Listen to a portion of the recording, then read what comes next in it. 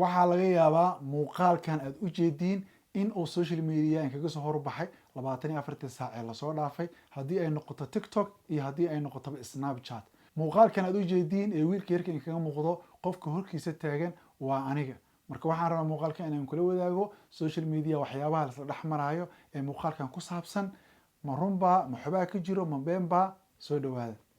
waxaa jiray muddo 16 sano ah in aan wadanka ka maqnaa Soomaaliya intaasna aan ku noolaa qurbaha 2024 sanadkan lagu jiro waxa ay suurta gashay inaan dib u boqdo ama aan dib ugu noqdo wadankayga Soomaaliyeed anigoo ka degay Muqdisho. sida caadada ahayd muuqaaladii aan sameey jiray ayaan waxaan ka bilaabay Muqdisho oo waxaan ka sameeyay muuqaale aad u qurux badan. muuqaalkan wiilka yarka aad u jeediina waxa uu kamid yahay muuqaaladii aan Muqdisho ka diyaariyay muuqaal kamid ah. muuqaalkan waxa social media la soo dhigay 24 saac ugu dambeeyay dad aad u badan waa ay ka falceliyeen. anigaba haddii muuqaalkaas yarka ama clipkaas la soo jaray aan daawan lahay waan aamini lahay, laakiin muuqaalka originalka ah sidaas uma eko. waayo muuqaal dheer oo macno weyn sameey lahay haddii wax yar laga soo jaro macno kale kuu sameyn karaa. waxaa jirtay muuqaal aan ku sameynayay $10 challenge ama $10 maxay ku goysaa Muqdisho street food oo xamrooyin aan ku sameynayay. muuqaalka bilaawiis anoo ku gudi jiro in wiil yar gadaasheeda uu soo istaagay anigana aanan arki karin. sida caadada qof markuu camera la hadlaa ama wax uu duubaa agaarihiisa ma fiiri karo ama ma arki karo.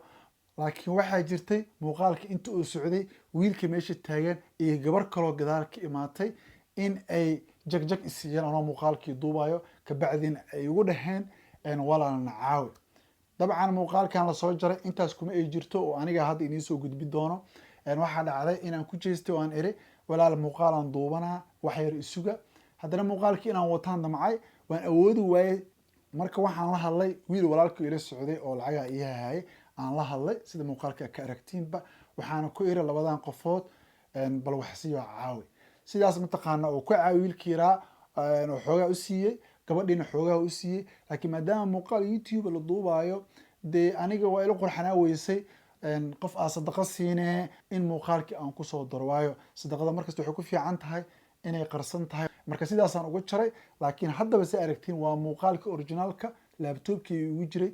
YouTube-ka xataa ma soo gelin oo half waa jiro waa soo gaabiyey wiilkoo lacagtii qaadanayo oo sii baxaya YouTube-ka ku jiro. laakiin muuqaalkiiyo sax ah oo originalka soo ahay waa kan hadda aa wada aragtiin. dabcan aniga hadda kuma eedayo dadka hadalada tirada badan ee negative-ka ee social media kusoo qor. waayo qof kasta oo arka muuqaalkaas wuu aaminaa oo wuxuu is leeyahay qofkan muxuu sidaan u yeelaa ama qofkan ama il ku dhacdaa waxyaabo badan oo qofka is dhihi karaa. laakiin sembri social media haddaa ku aragto muuqaal yar oo aad u yar oo lasoo jaro haddaa aragto ama qof lagu jaa-ifeynayo ama wax lagu sheegayo alshaan markasta waxaa fiican inaad dib iskugu noqoto istira war waxaan masaxa maxaa ka jiro muuqaalka originalkiisa intee laga heli karaa wixii inaad iska xukmiso oo qofkii aadan judge gareynin. waxa ay u qasbay inaan muuqaalkan soo duubo. maantay anigoo shaqo ku jiro familigii ay soo waceen muuqaalkaas ay ila wadaageen. haddana galabtay waxaa dhacday asxaabtaydii qaar kamid inay igu soo sheer gareeyeen. marka muuqaalkii walwal igu dhaliyay maadaama aniga muuqaalkaas wanaag ahaan aan ka waday wadankeena aan xayisiinayay street foodka qiimaha raqiista waxyaabaas aan uga hadlayay. haddana aniga inuu dhib iga yimaado familigii si kale ii fahmaan ama asxaabtaydii ama intii qof ee wanaagsan ee muuqaalkaas daawatay. marka muuqaalkan waxaa ugu talagalay intaas qofood oo kale inay ku ogaadaan muuqaalkaas sirkaa lasoo jaray sida dadka looga dhigayo inuusan ahayn ee muuqaalka saxda ah uu yahay kan. kuleyta waxaan rabay intaan oo keliya muuqaalkan inaan la wadaago. waan ogahay muuqaalada xunxun meel dheeray gaaraan kuwa fiican laakiin ma gaaraan. laakiin ahob waxaa rajeynaa family iyo asxaabi inta wejigiga taqaano iyo intii qof wanaagsanba muuqaalkan inuu gaari doono. waxaan inkaga tegayaa sidaas iyo nabadgelyo.